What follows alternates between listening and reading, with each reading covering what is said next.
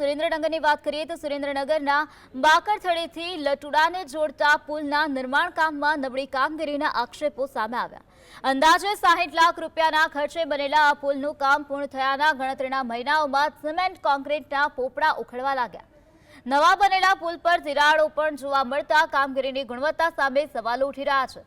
સ્થાનિકોના આક્ષેપ મુજબ પુલના નિર્માણમાં હલકી ગુણવત્તાનું કામ થયું છે. કોન્ટ્રાક્ટર દ્વારા અંગત સ્વાર્થ માટે નબળી કામગીરી કરવામાં આવી હોવાના આક્ષેપો પણ થયા છે.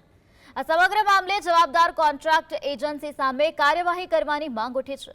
હવે તંત્ર દ્વારા આ મામલે શું તપાસ અને કાર્યવાહી થાય છે તે જોવું રહ્યું.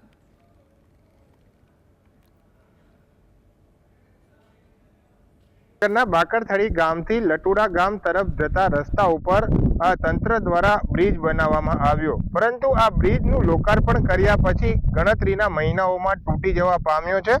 કેમેરામેનને કહીશ કે આ સીધા જ લાઈવ દ્રશ્ય દેખાડશે. અંદાજિત 50 લાખથી વધુના ખર્ચે આ બ્રિજ છે તે બનાવવામાં આવ્યો છે, પરંતુ હાલમાં તેના ઉપરથી સિમેન્ટ નીકળવા લાગી છે અને પોપડા પણ ઉખડી જવા પામ્યા છે. ત્યારે ફરી એક વખત સુરેન્દ્રનગર જિલ્લામાં નબળી કક્ષાની કામગીરી થઈ હોવાનું સામે આવ્યું છે.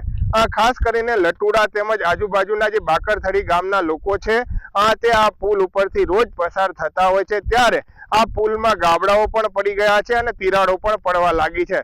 ત્યારે જે સમયે આ પુલનું નિર્માણ કામ ચાલતું હતું તે દરમિયાન ગ્રામજનો દ્વારા પણ આ અંગે તંત્રને જાણ કરવામાં આવી હતી. તે છતાં પણ કોન્ટ્રાક્ટર દ્વારા કોઈ પણ પ્રકારનું ગુણવત્તાયુક્ત કામગીરી ન કરવામાં આવી હતી, જેના પરિણામે માત્ર